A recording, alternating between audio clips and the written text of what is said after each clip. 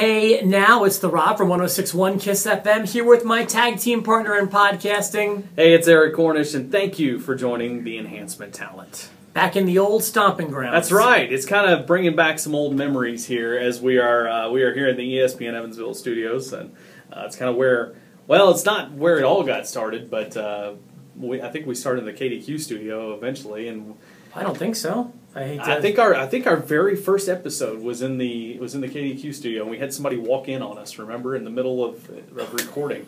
But we've had a few run-ins on the show. Anyway, the Enhancement Talent has been going for a while. I never expected it to become what it has. It wasn't even called the Enhancement Talent when we first started. But did we even have a name when we first started? No, we were just talking wrestling and CM Punk, and is CM Punk coming back? Yeah, that was the big thing. He still hasn't. Early 13, I want to say, is when we started doing that. Yeah. So anyway, the reason we're kind of reminiscing with you here is because I recently accepted a job in my hometown of Louisville.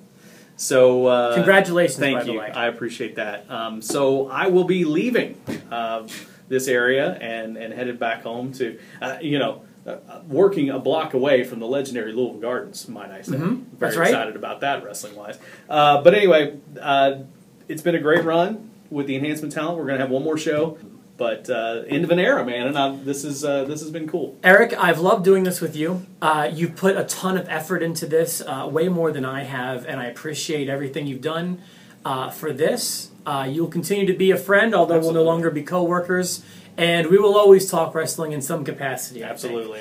We will. And whatever may happen, make sure you still follow us on Twitter, especially now, at the E-Talent, because who knows? We may be getting together for some special shows, and who knows? No matter what company each of us works for, we'll always be buddies. And if you want to talk on our website, as far as I'm concerned, the invitation is open. And hopefully that's vice versa. Maybe we'll be able to reconnect. Yeah. I will still be talking wrestling under a different name. We won't be the Enhancement Talent because I feel like you and I are the Enhancement Talent. That's our tag team. There's only one Four Horsemen. But I think I've got new Blackjacks. I think I've got a great guest, a great second chair lined up, and I will continue where the Enhancement Talent left off in the near future. It might not be next week, it might not be the week after, but we will still be talking about wrestling, at least on 1061evansville.com. So absolutely, that's something I'm looking forward to. But again, as well. I'm going to miss this place, but I'm very excited to go home, and who knows who I might run into there.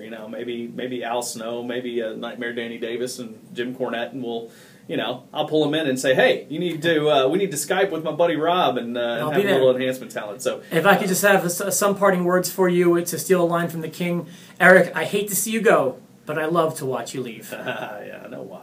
I anyway. do. I hate to see you go, and I don't want to get all cry, but it's been a lot of fun. And it's a little, we don't want to get too much like Ric Flair sobbing all over the place, but let's talk wrestling. Let's do it. Let's do it. Because that's what we do here. Yeah, that's right. And then, about this time, you mentioned this time every year, we kind of try to look ahead to WrestleMania as the things start falling into place very early, but start falling into place, and see if we can predict some of the matches for WrestleMania coming up in Dallas. Yeah. What do you think? It is a tradition for us around halfway mark between WrestleManias. We like to throw some predictions out there.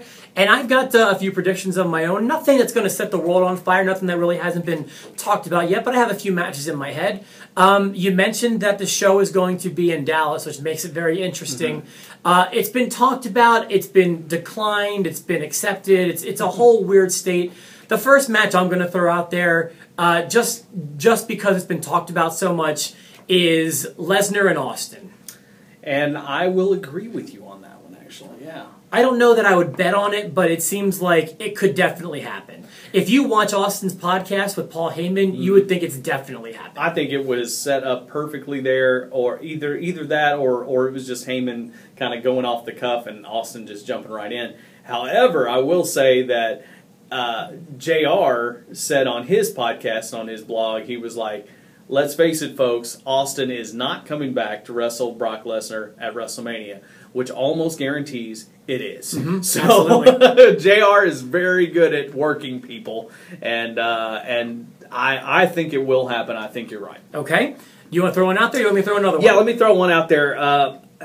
the way things are right now, I don't see it happening, but it definitely could down the road. It's been one I wanted to see for a while. It just seems like two of the members of this mix really aren't fitting into this. I would love to see a triple threat match for the World Heavyweight Championship with the Shield. Okay. I think, this would be the good time. They've dropped back on Reigns a little bit, but depending on how they come out of this feud with the Wyatts and where they go from here, maybe teasing tension between Ambrose and Reigns, I think that would make a really good story headed into WrestleMania. Well, it's almost like they're afraid to call them the Shield right now because they don't have that third member, but it is kind of like a Shield reunion. It is. With Reigns and Ambrose and what they're doing. I have different plans for Seth Rollins on my imaginary card. I think that the often talked about Triple H feud will culminate at this year's WrestleMania. It makes sense as well. If it doesn't happen before then. But I think that that could be where it takes place or happens for a second time. But I think that the way Triple H is grooming Seth Rollins... Did I say Reigns? I know who you meant Rollins. I'm sorry, yes, I meant Rollins. The way that Triple H is grooming Seth Rollins, I hate when I screw those names up, that it's only for himself. I think that Rollins and Triple H may butt heads at this year's WrestleMania, if not sooner. Yeah, you could see that whole, that's right. Yeah, back with Randy Orton the same way. I don't know who would be heel and face in that match. I'm assuming Rollins might be face. I've gone back and forth on it, but it's just everything that's happened with Rollins. I mean, although he is a heel, he's made to look really, really good. Just like he was with Cena. Like we talked about the white gear and the symbolic stuff there. I would see him as a babyface, but then again, he's such a good heel. I could see Triple H being the babyface. So I don't know. It's tough for me to call. He has had the first title run of his career has been better than anyone else's. My goodness, his first run with the championship. My goodness, it's been epic. I've loved it. And I've got one more to throw out there if you want. Yeah, go ahead. You throw it out. This is the basic pumpkin spice latte version of a match, but one that was been talked about for a very, very long time. But it kind of makes sense. What about Undertaker and Sting? Man, and we've been back and forth, and I said I didn't want to see the match, and I said, well, now that the streak's over, I'm cool with that. I will say the only way I want to see this match is if it is a double retirement match. I would love to see both of them go into the Hall of Fame this year. I would love to see both of them go into retirement after this match, so it doesn't matter who wins. I think this year is too soon for both of them to go into the Hall of Fame, although it being in Texas, I could see at least Undertaker going in. I don't like when active wrestlers I want their career to be done when they go into the Hall of Fame. In fact, I want a few years to have gone by since their last match, to be totally honest with you.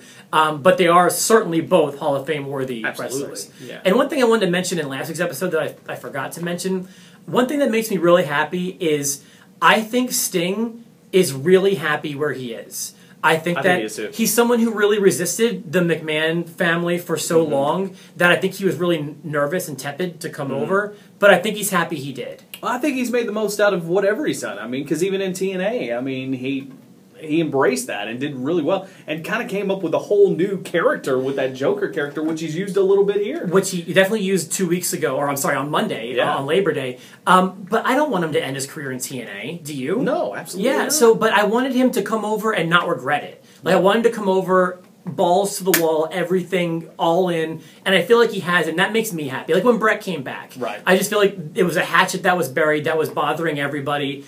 And now he's happier now, and I think that Sting is too. And I would here's another match I want to throw out, and here's where I don't think Triple H faces Rollins, and they planted the seeds last year. I would really like to see a mixed tag team match: Triple H and Stephanie versus The Rock and Ronda Rousey. You think it's going to happen? I don't know if it's going to happen because, of course, you got Dana White who may stand in the way. But I think Dana White and Vince McMahon and Triple H or whoever are a lot closer than they let on. Did you not read what I read yesterday? No. I heard that even without Dana White, Ronda Rousey can't do it because she's filming a movie in like Indonesia or something at the same time. The Roadhouse movie. But you could always make exceptions. Let's say if you don't have Ronda Rousey, it doesn't matter because I will say you will have one epic, and I mean epic, Divas match. At least I hope, and I hope it's one-on-one right there at WrestleMania. I mean, first choice would be definitely the boss, Sasha Banks, versus somebody, whether it's Charlotte, whether it's Paige, whether it's Natalya, whether it's Bayley on the main roster. I don't care who it is. I want to see a one-on-one match, and tear the house down. And I want to see a major, and just like the next NXT Takeover, you're gonna have a main event. Iron Woman match, 30-minute Iron Woman match, and rightfully so. It needs to be main event. Yeah. So I want to see an epic Divas match, and hopefully it's one-on-one. That's what I want to see. Okay. Well, there you have it. Our 3 predictions, and of course the big announcement from Eric. And I'm glad that we have one more episode. But I will tell you again, buddy, I am really going to miss you. I'm going to miss you too, man. I really am. This is. We'll keep something going. So like I said, follow us on Twitter at the eTalent, and we will make sure we reunite for sure. But we've got one more episode, and thank you for joining us right here.